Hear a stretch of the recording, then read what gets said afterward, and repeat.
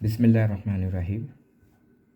आपके साथ डॉक्टर इजहार अहमद जमील अहमद अंसारी। ख़वातीन व हज़रात, अस्सलामु अलैकुम व रहमतुल्लाहि व बरकातुहू। इससे पहले मैंने एक वीडियो बनाया था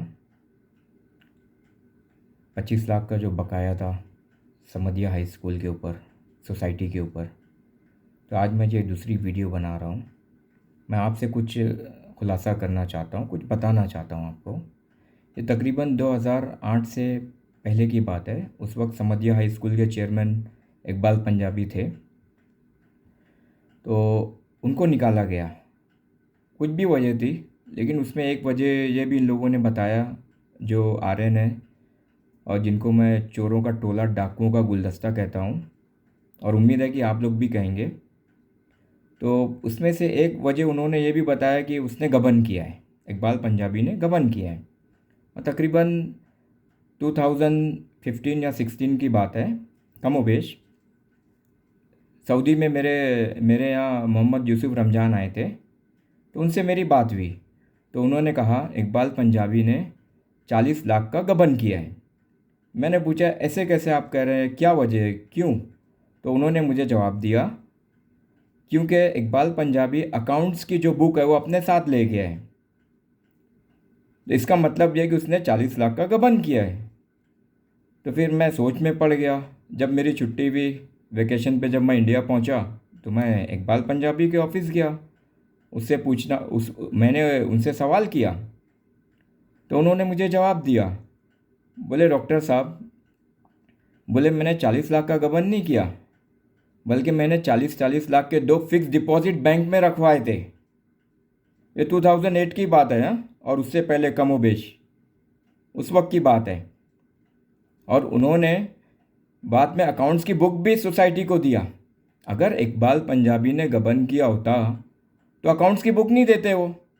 उसने अकाउंट्स की बुक भी दिया और बताया भी कि बल्कि 40 लाख नहीं, बल्कि मैंने 40 लाख के 2 फिक्स डिपॉजिट कराए थे बैंक में। मेरी कौम, मेरे भिवंडी वालों, ये सोचने का मकाम है। वो 80 लाख किधर गए, कौन सवाल करेगा?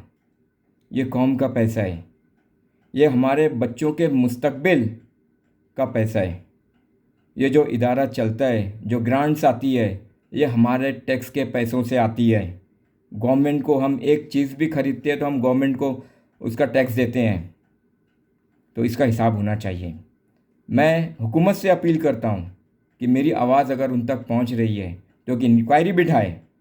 2007-8 या जब भी इकबाल पंजाबी को वहाँ से हटाया गया, उसके बाद जो अकाउंट्स में पैसे थे वो किधर गए, उसकी इंक्वायरी होना चाहिए इंशाल्लाह। और दूसरा, मैं एक सवाल का और जवाब देना चाहता हूँ। मेरे पिछले व्लॉग में एक सवाल आया।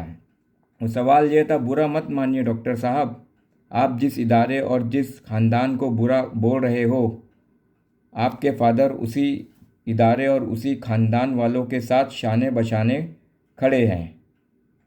फ़ादर को इस्तीफ़ा देने बोलिए ऐसे गलत इदारे से। आपके फ़ादर उसी स्कूल के दिनियात कमेटी के चेयरमैन भी हैं। एक बंदे ने मुझे कमेंट्स किया, तो मैं उसका जवाब देना चाहता हूँ। उसके जवाब से पहले मैं भी एक सवाल कर लेता हूँ उनसे। अगर ये प्रूफ होता है, क्या उनके अंदर इतनी जुर्रत और हिम्मत होगी कि एविडेंसेस मिलने के बाद और लोगों से पूछताछ करने के बाद, खुलासा होने के बाद, क्या वो इन आर्यन वालों को चोर, डाकू, बेईमान बोलेगा? ये मेरा सवाल है। अब मैं उनका जवाब देता हूँ। मेरे भिवंडी वालों, मेरी कौम, आप सुन ले। एक इंसान जब किसी का मोबाइल चोरी करता है तो पकड़े जाने के बाद लोग उसे मोबाइल चोर कहते हैं और उसको मारते हैं, उसके मुंह पे कालिक भी पोंछ देते हैं। इन्होंने कौमी इदारे की चोरी की है, तो इन्हें क्या कहा जाएगा? ये सवाल मैं आप पे छोड़ता हूँ। ये तो मैं कहूँगा ये कौमी चोर हैं।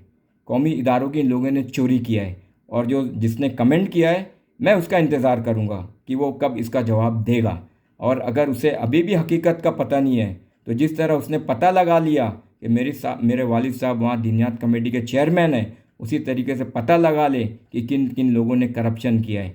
अगर मेरे वालिद साहब ने भी करप्शन किया है तो मेरी अपील है कि उनको भी जेल में डालो। Thank you very much. मेरी कॉम सुन लें आप, और मेरे चैनल को ज़रूर सब्सक्राइब करें अगली वीडियो बनेगी, आप तक पहुंचेगी, और ज़रूर लाइक करें। Thank you very much.